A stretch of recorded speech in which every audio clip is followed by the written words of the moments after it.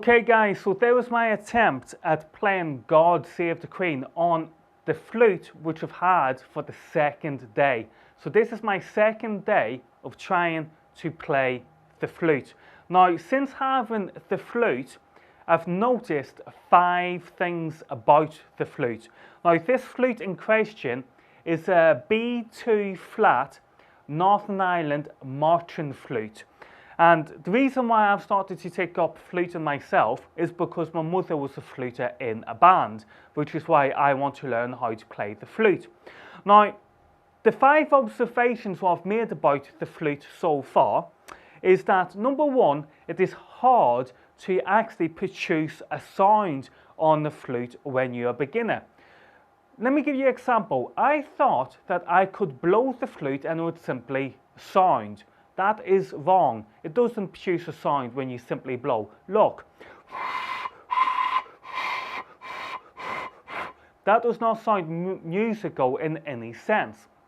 So what you've got to do is you've got to put your lips in a certain manner in order to get the air to circulate around the inside of the flute in order to produce a musical sound. Now, number 2 is moisture. So basically what happens is when you're blowing, moisture builds up inside the flute. Now I've actually seen guys on videos when they're marching in the bands and they go like that, and I actually seen it myself, a bit of moisture just comes out of there. So moisture does come out of the bottom of the flutes.